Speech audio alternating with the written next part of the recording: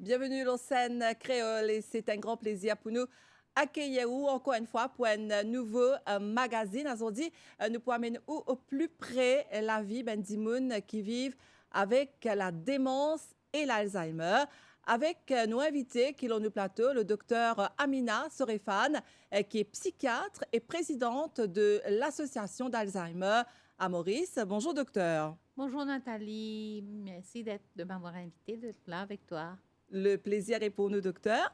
Alors, justement, docteur, pendant l'émission, nous pouvons guetter qui thème in choisir ça l'année-là pour marquer ça la journée-là, comment tous les années, le 21 septembre, vous connaissez, docteur, pas content qu'on me dise ça.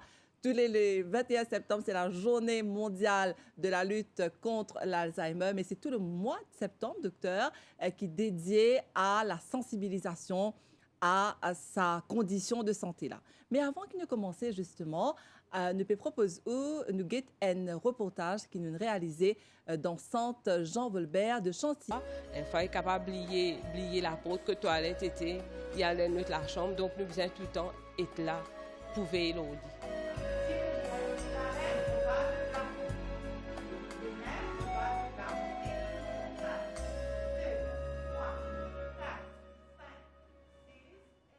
Et voilà, nous sommes de retour sur le plateau avec notre invité, le docteur Amina Sorefan, qui est la présidente de l'association d'Alzheimer ici à Maurice. Donc, docteur Nunguet, sa reportage-là, nous trouve la réalité même de ben famille, de ben dimoun qui vivent avec la maladie d'Alzheimer. Et cette année-là, justement, le thème, c'est connaître la démence, connaître l'Alzheimer. Voilà, un thème très important parce que nous pas fini rappeler depuis dizaines d'années que vraiment nous pouvons faire le mois d'Alzheimer parce que je trouvais encore énorme, on dit peut-être encore 50% de la population pas connaît vraiment pour ignorer ben signe de la maladie et comment la maladie est arrivée, qui vient faire, etc. Et donc, c'est un travail continu tous les ans. Donc, connaître le mot veut dire connaître, veut dire comprendre, apprendre, lire, dire une question, apprendre l'information qui vous visait, dans tout lieu qui est là. Donc, le média peut faire peut jouer un grand rôle avec nous et je remercie la MBC pour cela. Les autres médias aussi, les médias écrits et tout, Facebook, on est sur les social media aussi. Donc, nous atteindre le maximum de personnes, non pas seulement les personnes âgées, les personnes signoses, parce que l'INLER, pour nous commencer à comprendre la maladie là, bonheur. Parce que tout à l'heure, pour cause de la prévention, aujourd'hui, nous sommes capables de faire la prévention. Et des facteurs de risque, par exemple, aussi, qui nous en prennent compte. Donc, plus nous informer le plus tôt possible, plus nous éduquer le plus tôt possible, nous comprenons qui peut arriver, nous grandissons, si peut commencer à avoir un signe, un symptôme. Et c'est pourquoi, alors, nous dédions cette année-ci au lancement de ce posters, affiche qu'ils ont trouvé, avec signes des signes avant-coureurs, les signes qui, comment maladie l'a présenté, avant même qu'il nous prend tracas, nous prend conscience de ça, et nous besoin faire le diagnostic. Donc, le but, c'est ça, faire le diagnostic le plus tôt possible, informer les gens pour pouvoir donner le soutien, non pas seulement la personne qui peut vivre avec cette maladie d'Alzheimer, mais surtout la famille, l'entourage. Alors, parce qu'il y a vraiment un côté positif de cela, être diagnostiqué le plus tôt possible, c'est meilleur pour la personne et pour la famille et l'entourage. Et docteur, à l'époque, je me rappelle, nous te dire que l'Alzheimer, c'est une maladie qui surtout concerne les grands immunes, mais de plus en plus, nous pouvons apprendre qui ben jeunes aussi, dans le reportage, nous pas trop lire parce que bien évidemment, nous respecter l'anonymat et la confidentialité, mais il y a une patiente que tout qui est à la cinquantaine. Oui, il est malheureux, mais il est comme ça. Ce qu'on disait avant, c'est vrai, une maladie, le grand facteur de risque, c'était le grand âge. Et le grand âge, c'était 80 ans. Maintenant, on connaît une personne âgée, maintenant, c'est 80 ans. Mais maintenant, avec tous les facteurs de risque que tout à l'heure je vais mentionner, nous trouvons maintenant, on nous peut trouver la démence et surtout la maladie d'Alzheimer, oui, dans les gens de 50 à 60 ans, et qu'on appelle ça, avant de vraiment devenir la maladie, on appelle ça les troubles cognitifs tôt, précoces, ou en anglais, c'est le mild cognitive impairment, donc les troubles cognitifs le plus tôt possible. Et ça, nous peut trouver, oui, malheureusement, dans les cinquantaines, soixantaines, et c'est jeune.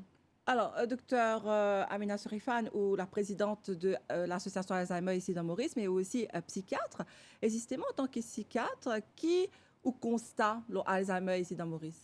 Alors, comme psychiatre et aussi comme gérontopsychiatre, parce que je veux faire aussi la gérontologie et la gériatrie, et c'est ma passion depuis 10 ans, travailler avec plein de personnes âgées. Donc, tout ce qui est la santé de la personne âgée me concerne et c'est important. Parce que nous trouvons que la maladie, la démence, n'est pas seulement affecté le côté. Il y a une maladie du cerveau, il y a une maladie neurodégénérative, c'est-à-dire le cerveau, les neurones dans la cervelle qui est affectée, mais il a affecté la personne, son comportement, son manière de manger, son affaire qu'il fait, le sommeil, son mobilité. Ou finalement, il y a beaucoup de choses. Donc finalement, il faut voir la personne dans son ensemble, holistiquement, et comprendre que la santé de la personne âgée, c'est quelque chose qui est très important et qui nous pas capable de négliger nous l'autre. Parce que, comme on a dit, il y a beaucoup de facteurs de risque. Maintenant, depuis l'année dernière, j'avais parlé, il y a 12 facteurs de risque qui ont été nommés, qui sont là maintenant par l'OMS et par l'Association gériatrique internationale pour dire que oui, il y a 12 facteurs et les facteurs de risque sont, premièrement, les maladies non transmissibles, le diabète, l'hypertension, les maladies cardiovasculaires, l'obésité, le cholestérol, l'alcoolisme, les drogues, le tabagisme, la dépression pas soignée, la surdité, la pollution de l'air et finalement l'isolement et le retrait, le stress et l'isolement. Voilà les 12 facteurs de risque qui ont été confirmés. Et donc, c'est pourquoi aujourd'hui, on dit qu'il faut commencer à prendre soin. Enfin, il faudra prendre sa santé tout le temps. Mais comme adulte, maintenant, quand on est arrivé à l'âge adulte de 30-35 ans, qu'on est plus ou moins stabilisé et qu'on prend les soins de tout autre chose, sa santé est primordiale et on doit contrôler tout ça pour ne pas avoir ces maladies non transmissibles, pour ne pas avoir le risque d'avoir une maladie d'Alzheimer plus tard. Alors justement, docteur, il est important qu'il explique-nous ça peut-être avant d'aller plus loin dans ban facteur de risque qui est quand même bien important si on bien suivre où. Donc ben symptômes, ben il y a beaucoup d'immunes, je ne pas connaître comment reconnaître ben symptômes. Est-ce qui par exemple si je oublié la clé, moi j'avoue franchement m'oublier la clé tous les jours. Si m'oublier un numéro de téléphone, est-ce qui mon risque est Alzheimer, c'est ça ben symptômes. C'est pourquoi je crois la fiche, je crois que c'est important que vous le passez. Il y a les signes, les 10 signes avant-coureurs. Donc si vous pouvez passer ça à l'écran pour que les gens puissent voir ça. Les 10 signes avant-coureurs sont très importants. Et là, vous voyez ça devant vous. Et ça, c'est important. Il faut qu'on y aille un à un parce que moi, je vais faire le côté descriptif. Alors, parce que là, on l'a mis très en raccourci, quoi. Mais perte de mémoire, c'est perte de mémoire récente d'un événement important. Ça veut dire un événement qui nous marque. Par exemple, mariage au TV semaine dernière, aujourd'hui, au papier rappel. Le mois dernier, un de nos voisins finit décédé, aujourd'hui, au parle de lit. Un événement important. Non pas pose la clé par là et ça. C'est pas du tout ça. Donc, un événement qui vous a marqué, qui est important, et aujourd'hui, donc, c'est des trucs récents. Récente veut dire une semaine, 1 mois, 2 mois, 3 mois. Ça, c'est récent. OK? Un truc assez récent. Après ça, on vient dans la mémoire plus ancienne. Deuxième point, c'est difficulté de faire une tâche quotidienne.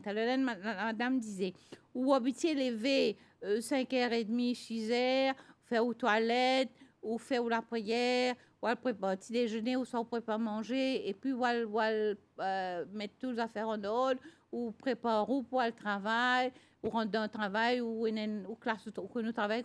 Au lieu, on peut faire tout ça là en ordre, ou t'habituer, si vous routine. Maintenant, on peut prendre ça pour le travail avant de faire les autres.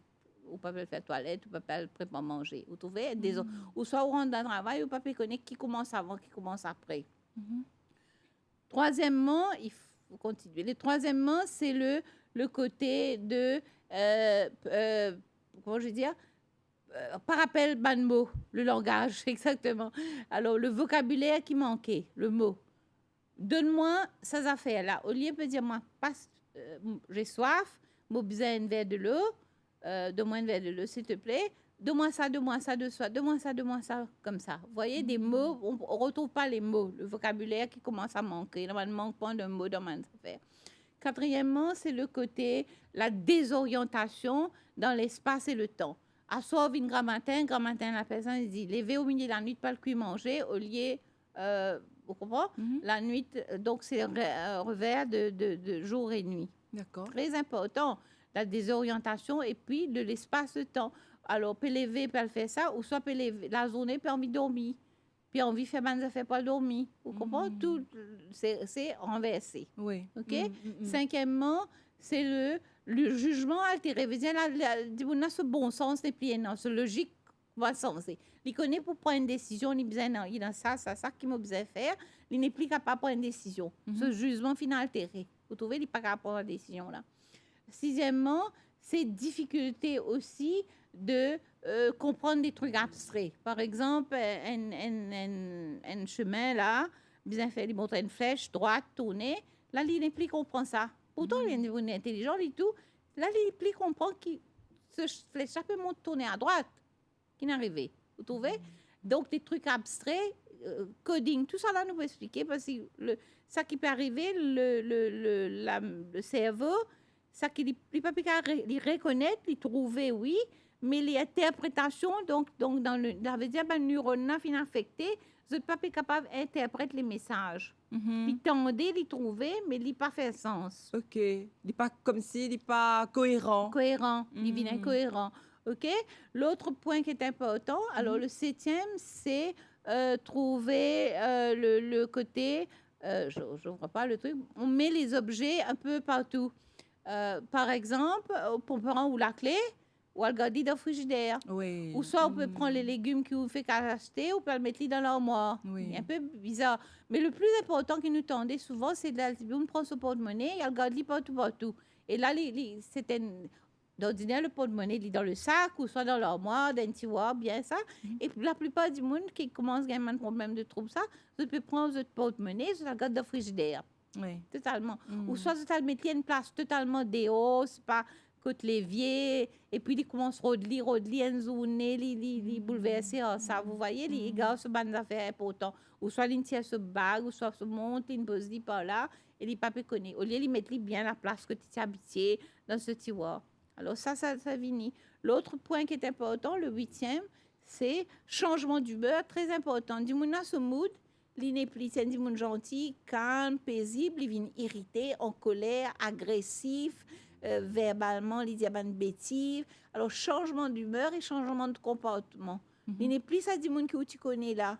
Il n'est plus ça du monde correct, qui est gentil, qui apprécie les choses. Alors, mais les vignes, un petit peu difficile, un petit peu irrité, un petit peu en colère, ou soit un petit peu isolé, déprimé, triste. Vous voyez, c'est ça. Et puis, le neuvième, c'est la difficulté de voir les choses. Donc, il y a un problème dans le côté visio-spatial. Il y a une difficulté de voir les profondeurs. Et ça, on voit ça avec les personnes. Quand je peux descendre un perron, par exemple, pas tout perron là, parce que perron là, les mêmes couleurs avec sali en bas. Ah. C'est pourquoi il faut mettre des rayures au bord des perrons. Vous voyez, un perron, des perrons, les salis perrons, tout pareil. Il peut tomber, il peut faire une chute souvent. Et il rate. Donc, parce qu'il n'est pas capable de trouver sur la profondeur. Hein? Aussi, il arrive dans un traffic light, il trouve, il n'est pas capable de juger la distance entre le robot et le trafic et le crossier. S'il peut conduire, il dépasse lui. Il pas arrête avant le crossier, il arrête après. Oui. Vous trouvez? Ou soit il pas trouve le robot bien, les couleurs sont pas bien distinguées. Le rouge vient rentre dans le jaune rentre dans le vert et c'est toute une confusion. Il n'est plus trop comprendre. Alors, difficulté dans le côté visio-spatial et ça, l'œil. Donc, ça. Et le dernier, le 10e, c'est la personne se retire, s'isole, il devient triste, déprimé, comme j'ai dit, mais il se retire, il ne veut plus voir personne, et les personnes viennent le voir, il ne veut plus parler avec personne, il se met à le retrait.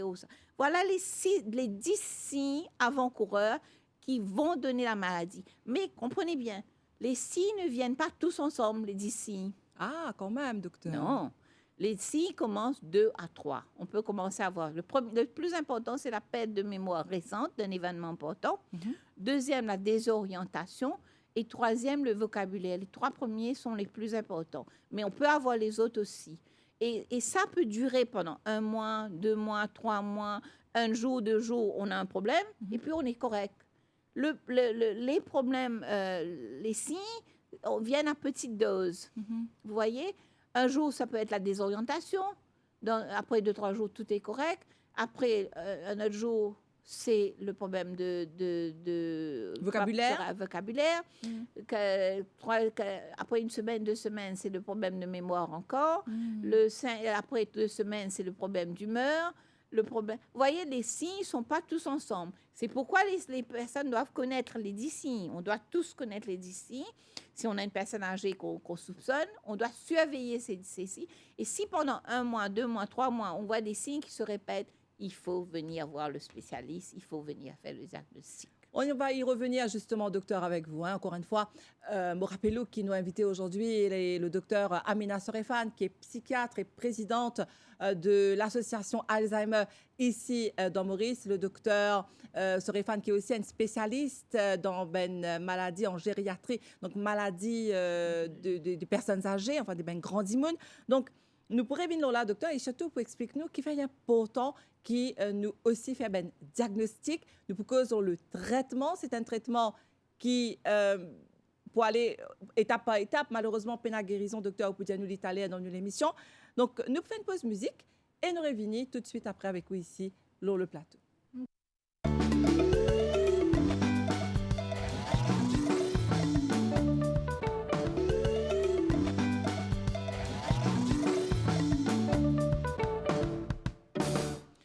Et aujourd'hui, nous proposons l'émission dans le cadre du mois de l'Alzheimer, de la sensibilisation à l'Alzheimer et la journée mondiale qui est observée tous les années le 21 septembre. Alors, nous avons invité aujourd'hui le docteur Amina Sorefan, qui est psychiatre et présidente de Alzheimer ici, de l'association Alzheimer à Maurice. Donc, docteur, avant de faire une pause musique, vous dites nous qu'il est important comprendre symptômes pour un meilleur diagnostic. Donc, avant de venir dans le centre de Belle-Rose, donc le diagnostic, docteur, il est vraiment primordial, il est important. Qui fait? Premièrement, la personne a un doute quand il peut avoir un symptôme.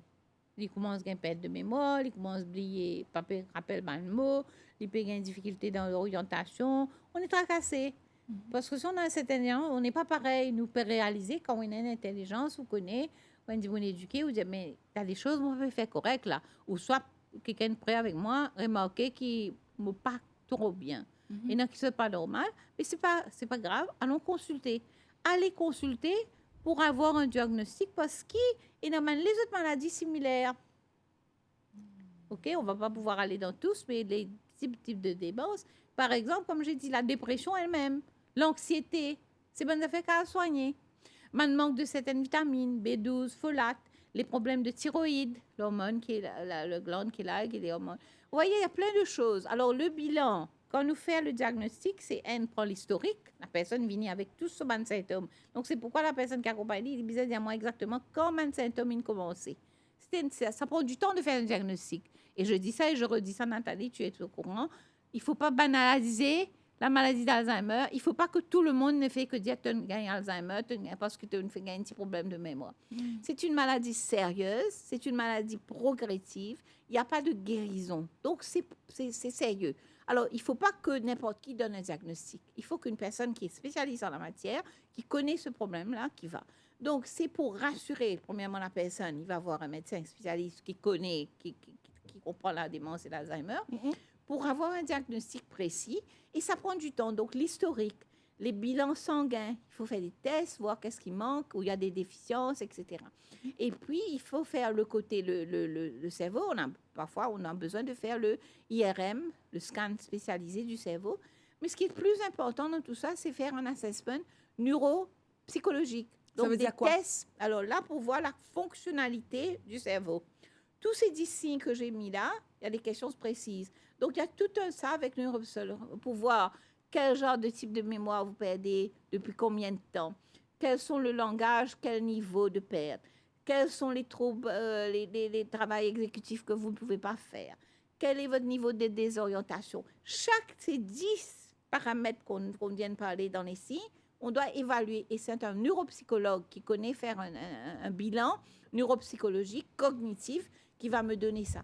Alors, quand moi, je prends un spécialiste, je prends tout ça, l'historique, ce que le patient dit, la famille, les bilans de sang, les diagnostics, scan, IRM, etc., le bilan neuropsychologique, je mets tout ça, et là, je donne un diagnostic précis. Et ça, je le fais, ça prend au moins 2 mois. On fait pas, ça prend du temps parce que les tests, les neuro, tout le monde est tout. On fait pas un bilan, on donne pas un diagnostic dans une session. Et Donc, docteur ça prend Medonou, pas de temps. est-ce qu'il fait aussi un test du sang, là? Oui, j'ai dit bilan sanguin. Il y a plein de choses qui doivent être faites. Alors, tout ça est fait par le médecin spécialiste qui connaît comment faire et les choses en étapes. Parce que moi, je ne vais pas précipiter pour aller donner un diagnostic. Parce que c'est un diagnostic sérieux. Si la personne a ça, et là, après le diagnostic, il y a toute la prise en charge. Donc, la personne doit être rassurée parce qu'il y a des choses qu'on peut changer. Si ce n'est pas la maladie d'Alzheimer, s'il y a un manquement de vitamines, on peut remplacer. S'il y a un problème de déprime, on peut donner des antidépresseurs. S'il y a d'autres maladies dans le cerveau qu'on peut voir au IRM, qu'on peut changer. Ça peut être un problème organique, ça peut être une tumeur, je ne sais pas, ça peut être n'importe quoi. Il faut faire attention. Alors, c'est pourquoi le médecin spécialiste qui le fait prend son temps et donne un bilan précis et pour aider. Donc, on est là pour rassurer la famille, pour la personne avoir un diagnostic, mais surtout pour préparer une prise en charge après. C'est ça le plus important, probablement. Mon travail commence vraiment, ça a débuté avec le diagnostic, mais ça vraiment, le grand travail commence après le diagnostic. Justement, docteur, on va y revenir parce qu'il a, allons dire, Andy Moon vient dans centre ou faire ce diagnostic, les positifs. Donc, vous allez qui arriver après. Mais avant ça, est-ce qu'il est capable d'expliquer peut-être le facteur de risque, docteur? Peut-être il y a pas autant de causes là. Vous mentionnez, tu as dit 12 facteurs de risque. On a parlé, oui. Mais alors, est-ce que, docteur, une petite question peut-être par rapport à ça, est-ce que c'est une maladie génétique, enfin, héréditaire? Le type d'Alzheimer jeune, très jeune, et héréditaire. Est-ce que vous pouvez expliquer nous ça? Ça, c'est les gens dans les 40 ans, 50 ans, les frères et sœurs qui gagnent. OK, dans une même famille, il y en a 2-3 personnes qui gagnent. Ils gagnent jeunes. Ils gagnent même avant 50 ans. Vous savez, la maladie, actuellement, elle est développée dans le cerveau avant que ça signe apparaisse. D'après les études, tout est confirmé maintenant. On a 10 ans avant, on commence à avoir les troubles cognitifs dans le cerveau. Les neurones commencent à affecter avant que les signes apparaissent, avant que les symptômes apparaissent. Donc, Alzheimer qui présentait, allons dire, à l'âge de 60 ans, ça veut dire à 50 ans même. Commencer, oui. C'est pourquoi on dit prendre soin de la santé depuis l'âge de 30 ans. Voilà, OK. Ouais. On peut faire les préventions aujourd'hui. C'est pourquoi tout à l'heure, je vous ai dit, les facteurs de risque, c'est 12 facteurs de risque. Ben, prenez soin de votre santé physique, mais surtout votre santé mentale, émotionnelle, jeune. Alors, qu'est-ce que ça veut dire, docteur, quand vous nous dites prendre soin de la santé mentale et émotionnelle? Ben voilà, il faut commencer à être pas stressé. Faire sûr, C'est si vous avez difficile? un trouble d'anxiété, bien, le stress est là, mais il faut gérer le stress. Trouble d'anxiété, il faut le soigner. Vous avez une déprime, tout le monde peut avoir une dépression. Même moi, tout le monde peut avoir. Toutes sortes de types de dépression, on peut soigner aujourd'hui. Allez voir un médecin qui laisse, soignez-vous. Traitez votre dépression, traitez votre diabète, traitez votre hypertension, traitez votre cholestérol, faites de sorte que vous n'êtes pas obèse, faites de sorte que vous avez fait des exercices physiques et mentaux. L'isolement est le tueur. Depuis le Covid, il y a donc le rapport va être demain. Vous savez, à chaque journée d'Alzheimer, le ADI, l'Association Alzheimer internationale, on lance un rapport. Demain, ce sera le rapport. Et là-dessus, on a dit cette fois-ci, le COVID-19 a précipité la démence et l'Alzheimer. On a plus de cas cette année-ci d'Alzheimer, de démence à cause du Covid. L'isolement, le stress, l'angoisse que les gens ont vécu, ils allaient avoir la démence, l'Alzheimer. Je ne dis pas non. Peut-être un peu plus tard. Mais ça a Peut-être- accéléré? Oui. Oui. Le nombre de cas a augmenté. Aujourd'hui, on a 58 millions dans le monde qui souffrent, je dis pas souffrent, qui vivent avec une démence et Alzheimer. Dans 9 ans, 2030, on est 21, 2030, on aura 78 millions. 20 millions de plus. Oui. Pourquoi? Parce que tous ces effets. Hmm. Tous ces effets. Le problème, les drogues. Les drogues. On va commencer à voir. À Maurice, on a des problèmes de toxicomanie, des drogues importantes, l'alcoolisme. Ben, c'est dangereux. L'autre chose que j'ai oublié, c'est les traumatismes crâniens. Tomber sur la tête souvent, les petites de la mobilette, motocyclette, faire une chute de temps en temps, tigit, tigit, tigit, tigit. Tout ça affecte le cerveau. La suavidité, tous les trucs que je vous ai dit. Donc, si on décèle, on sait qu'on a un problème, il faut aller consulter. Il faut se faire soigner. On peut se faire soigner. C'est ça la prévention. La prévention, c'est ça. Se soigner correctement avant que ça s'aggrave, les facteurs de risque que j'ai dit, pour qu'on empêche d'avoir d'autres problèmes. Alors justement, en faisant référence à ce qu'on dit à la docteure, on dit que la COVID-19, malheureusement, comme on le connaît, il y a une seule hein, sur l'impact vraiment important. Je me rappelle aussi nous qu'à l'époque, nous pas qu'à dire distanciation sociale, nous devons dire distanciation physique pour Benzimoun qui est vraiment vulnérable et important. Non, tout le monde, surtout les personnes âgées. Vous devez garder la distanciation physique, non pas sociale. Vous devrez garder la communication, vous devrez garder la visite des personnes, mais avec une distanciation physique. Le téléphone, le Facebook, ou social media, mais allez visiter les parents, etc., mais les grands, mais gardez votre distanciation physique. L'importance, parce que on a vu l'isolement, couper les communications avec les personnes âgées, c'est un facteur ça précipite la démence et l'Alzheimer. Alors, encore une fois, je me rappelle ben, téléspectateurs qui nous ont invité aujourd'hui, le docteur Amina Sorefan, qui est psychiatre et présidente de l'association Alzheimer ici à Maurice, de cause lors sa condition de santé-là. Et docteur, nous prévînes l'ON de ban aspect important de nos émissions aujourd'hui. On dit à nous que le diagnostic est important et à partir de là, on a la prise en charge. C'est ça. Donc, qu'arrive? Endimon, les diagnostiqués, les vignes positifs, comment est-ce qu'ils continuent sur la vie? Est-ce qu'ils sont la vie capable de continuer normal? Il y a une présence d'une démence, c'est ça. Il est capable de nous faire de sorte. C'est ça le but du diagnostic. Et il y a beaucoup de choses qu'il besoin continuer faire. Les besoins, tant qu'il est capable de garder son autonomie, son indépendance, il gère ses affaires, nous continuons à garder. C'est pourquoi le soutien, l'association Alzheimer est là pour informer, éduquer, soutenir. On a des groupes de parents, des soutiens des parents, on a des soutiens aux patients. Alors, le médecin, moi que je suis, donc le diagnostic, c'est fait. Maintenant, on prépare la prise en charge avec le patient et la famille. Qui va gérer quoi? Comment on va superviser la personne? Qui va s'occuper, qui va être là pendant la journée, qui va être là le soir. On n'a pas besoin d'être sur le dos de la personne tous les jours. Laisse-le tourner, virer, faire ce tant qu'il peut faire, mais on est là pour le guider. Elle peut continuer à cuire à manger. Tout est possible. Alors, il faut évaluer. Chaque personne vit avec sa maladie différemment. Parce que la personnalité est différente, la religion, les cultures, la famille, le niveau d'éducation qu'on a.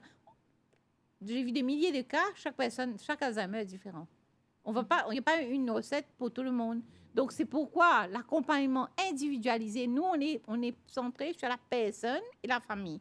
Chaque personne, chaque famille a son plan d'accompagnement, a son plan pour gérer son Alzheimer jusqu'au bout. Parce que c'est en stage aussi, vous comprenez bien. Donc, le premier stage, c'est très minime. On a fait le diagnostic et ça. Et là, on doit pouvoir maintenant dire aux personnes qu'est-ce qui peut s'attendre à quoi, comment ça va progresser et voir les symptômes qui augmentent. Vous Donc, voyez? à partir du moment qui ben, premier diagnostic est tombé, docteur, donc là, il faut évoluer au bureau de diagnostic, la Oui, maladie maladie évolue. progressée, les vignes plus graves. Ben oui, là, Pas n'est que capable, le il n'est pas début. capable d'arrêter peut-être médicaments Non, ça cardio, qui ça est dit non, là. aujourd'hui, la prise en charge, nous avons une prise en charge quand même, nous peut dire médicamenteux, mais très minime. Le médicament marche si on a fait le diagnostic, même presque au plus précoce possible. Ça Mhm. marche pas après. Deuxième stage, ça marche pas. Troisième stage, j'ai vu des gens qui mettent des médicaments, c'est ridicule, ça marche pas. Il n'y a pas de guérison. Mais la prise en charge médicale, mais la prise en charge non médicamenteuse. L'accompagnement. Donc, si vous connaissez, ou vous avez un problème, ou non, on commence à gagner des démence, mais vous avez un diabète, soit un diabète en même temps, soit une tension en même temps, soit une déprime. Vous voyez, c'est pourquoi on est là pour tout ça. Il faut continuer. Là, pas un problème de surdité. Allez mettre votre appareil auditif. Moi, j'ai 1000 choses que je donne pour chaque personne. Alors, Chaque comment est-ce qu'il y a personne. des gens qui ont un problème de surdité, docteur, les caves? Non, nous pas pouvoir l'expliquer parce que les dans le cerveau, il est Oui, plus non, mais est-ce que, compliqué. est-ce que le cerveau est relié avec tout Mais ça? mais tout mais comment tu entends? Oui, non, mais je vous demande. Le cerveau est là, ton oreille. Hmm. OK, donc il est Ce que relié. tu entends, comment tu parles, Ouais, OK. c'est relié. Hmm. Ce que tu vois, ce que tu entends, tout est relié, le cerveau. Donc, il abîme le cerveau, s'il n'est pas guéri. Oui, oui, tout est, on ne sait pas comment ça marche, mais c'est comme ça, oui. Parce qu'on fait un effort, on est en train d'endommager les neurones. Si on n'entend pas, on crie, on n'entend pas, on devient... Vous voyez, en plus de ça, on est agressif, on est agacé. Tout ça, c'est tout ce qui est pris sur le cerveau, qui donne un effet mal, négatif, n'est pas bon pour nous. Donc, il met la pression sur le cerveau. Comme le stress, D'accord. comme l'insomnie, comme la cigarette, comme les drogues, comme l'alcool, comme les traumatismes, comme le cholestérol. Plein de choses qu'on doit prendre compte, tu vois. Et c'est ça le but de comprendre. Qu'aujourd'hui, gérer sa santé, c'est pas seulement garder la main les pieds bons. La santé est plus importante, le mental et l'émotionnel. Parce que c'est le contrôle, c'est le computer. Le hard disk ne marche pas. What can you do? Et quand on peut dire ça, là, docteur, c'est important de le savoir. De plus en plus, nous connaissons qui nous agacent, nous capables, et un moment de colère, ou une émotion. Donc, nous devons apprendre à gérer cette émotion-là, et ça peut aider nous. Ben, nous apprenons à gérer nos émotions quand nous enfants, qui manquaient à Maurice, qui nous pas fait lire. Dis tout. Ça, c'est un grand manquement aussi. Qu'est-ce que vous voulez dire, docteur? Mais nos enfants grandissent, nous ne payons aucune chose émotionnelle, accompagnement émotionnel de l'enfant. C'est normal pour un enfant d'être en colère, d'être triste, d'être heureux, d'être agacé. C'est normal pour tout le monde. Les émotions sont là, mais il faut les gérer. Ici, il n'y a pas. On ne fait pas. L'accompagnement émotionnel d'un enfant et d'un adolescent, nul. Plus important dans notre vie. Si on a appris ça jeune, c'est les coping skills qu'on appelle. Comment on va gérer notre vie après? Sinon, on ne va pas savoir. C'est pas qu'on est adulte qu'on doit demander maintenant comment gérer la colère, comment gérer l'angoisse, comment gérer la tristesse, comment... C'est des trucs émotionnels qui sont normaux. Il ne faut pas dire que c'est là. Ça s'apprend. L'entourage, la famille, mais à l'école aussi. C'est tout un soutien qu'on doit gérer une personne. Aujourd'hui, je vois les jeunes adultes de 30-35 ans qui ne savent pas, qui n'ont pas de coping skills, qui ne savent pas gérer leurs émotions. On est dans des problèmes assez sérieux à Maurice, qu'on a tendance d'oublier. C'est bien de mettre l'emphase sur le physique. Allez courir tous les jours, c'est bon. C'est très bien pour vous. C'est la coordination, c'est les exercices physiques. Mais est-ce que vous avez vu, est-ce que cet enfant-là est déprimé? Est-ce qu'il a des manquements? Est-ce qu'il est triste chez lui? Est-ce qu'il a des problèmes de famille dysfonctionnels? Autre chose. Il y a plein de choses qu'on oublie. Tout ça a un effet sur notre cerveau. Vous gardez tout ce mal-là à l'intérieur de vous et votre cerveau continue à être endommagé. Le cerveau, quand il a grandi, après l'âge de 20 ans, tout ça a un effet négatif si ce n'est pas soigné. Les crises d'angoisse que les jeunes ont, la déprime que les jeunes aujourd'hui que je vois en consultation, c'est incroyable. L'alcool, la drogue, je vous ai dit, c'est très grave. Donc, on aura ce que je prédis, dans 10 ans, 15 ans, on aura des jeunes déments. On aura des démons plus jeunes encore à Maurice. Donc, c'est comme un cri du cœur, là, docteur, hein, qui Oui, peut faire oui, pour oui. nous, en tant qu'adultes, nous guetter la santé mentale, nos enfants, nous guetter, nous gérer ça l'aspect de toute la vie là. Oui, c'est un cri du cœur parce que le problème que je vois, c'est s'occuper, pour moi, c'est de la prévention, ça commence très très tôt, mais il y a tout type de prévention, et on continue à faire de la prévention. Même une personne, quand je dis une personne souffre de déprime, quand nous pouvons soigner, nous pouvons faire la prévention secondaire encore. Quand nous avons un diabète, il diagnostiqué, nous pouvons dire, pour sa nutrition, prend ce médicament, pour ne pas avoir une complication. Parce qu'il y a une complication dans les yeux, il y a une complication dans les pieds, mais personne ne peut pas dire qu'il y a une complication dans ce cerveau. Pourtant, il y a rien dit. Vous voyez? Donc, le côté, on doit venir avec toute une prise en charge de la santé holistique. Alors, justement, parlant de prise en charge, docteur, justement, nous trouvons ça dans le reportage, Talela. Donc, je t'ai accueilli à Bendimoun qui viennent dans le centre. Je t'ai accueilli à peu près une dizaine de patients par jour, enfin de bénéficiaires par jour. Oui. Qui se fait faire un petit peu dans le centre? Pour le moment, vous avez vu, c'est des activités. Mais le problème, avant, on prenait quinzaine. Bon, à cause du Covid, à cause des distanciations physiques et tout ça, on a diminué. Et puis, les gens même ne veulent pas sortir. Mais ce qu'on a, toutes les activités mentales qui sont importantes. Il y a des jeux, tout ça, on voit? Oui, c'est les trucs de jeu, parce que ça aide. Les jeux sont importants. Ça rappelle, le mémoire. Mais ce qu'on appelle, nous, c'est la réminiscence.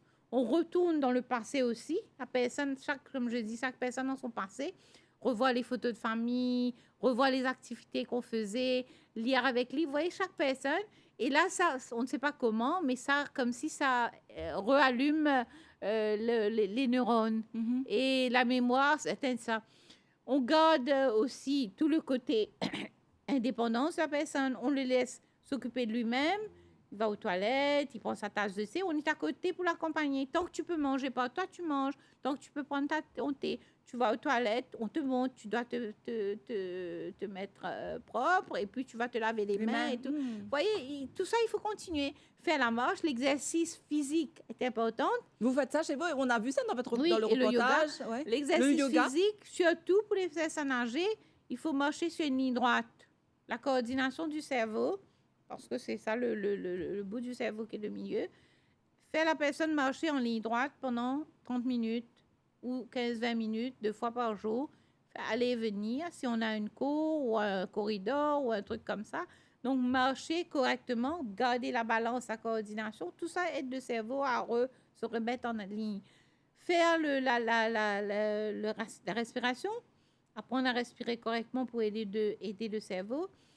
Faire la musique est une thérapie très intéressante qu'on fait beaucoup. Les chansons, retourner les chansons anciennes, retourner avec les musiques, des pas de danse, reprendre des pas de danse. Vous voyez, les gens qui ont appris à danser avant, ils reprennent tout ça.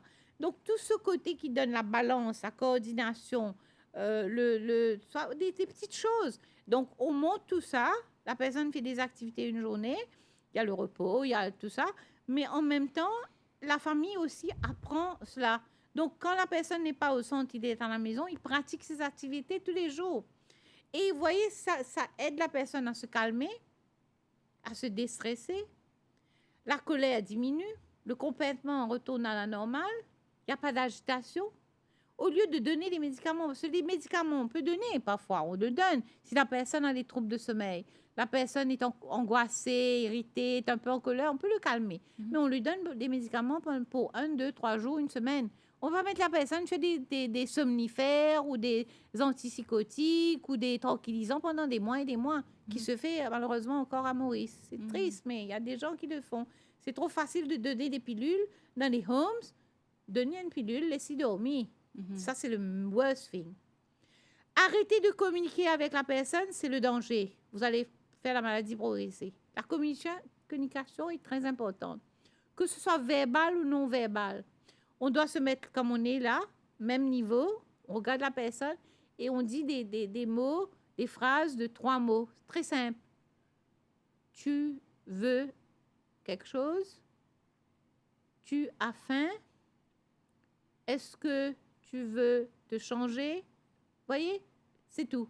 On ne veut pas des grands discours, des grandes histoires. Quand on est à côté pour lui raconter une histoire, c'est une autre chose.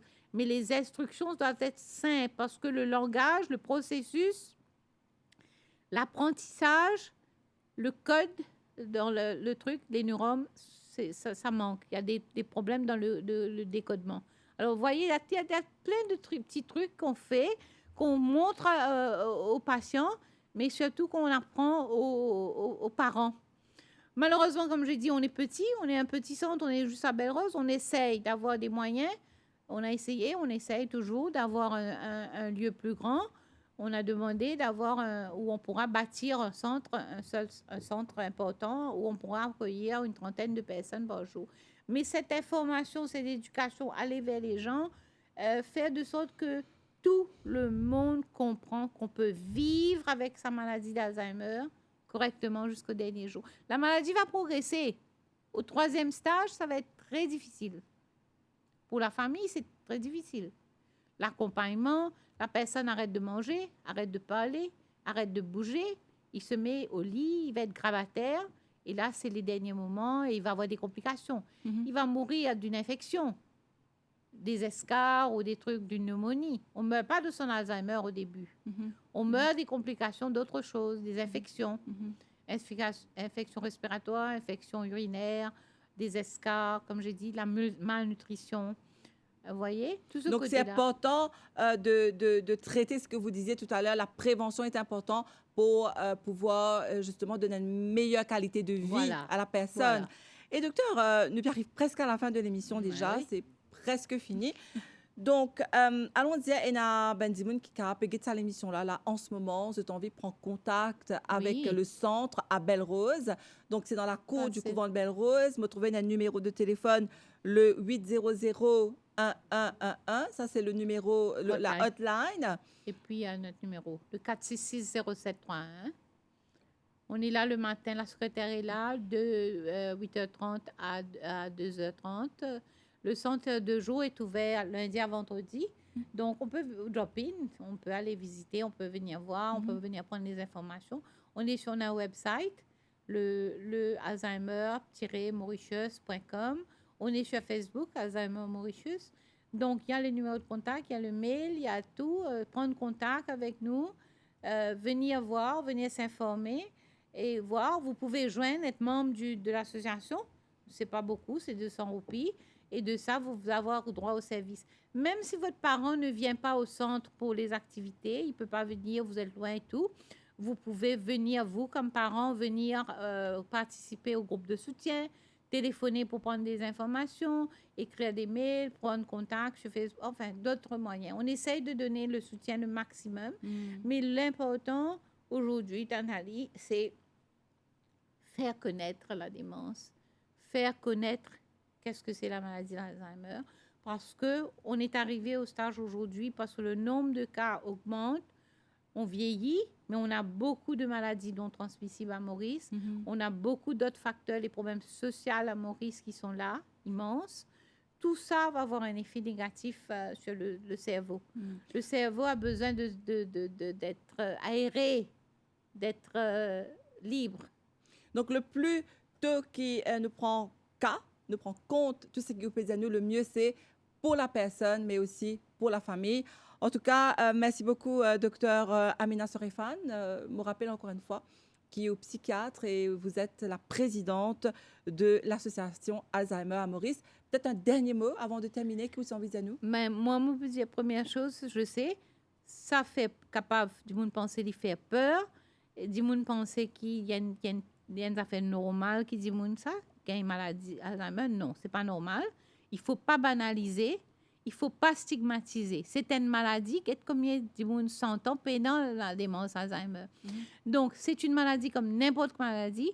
Si nous prenons le bonheur, nous pourrons aussi faire quelque chose. Et je tout pour sentir soutenu, je pour sentir pas tout seul, parce qu'il fait 3 mois, pas tout seul dans le lit. Il y en a plusieurs de milliers à Maurice qui peuvent vivre avec cette démence et cet Alzheimer.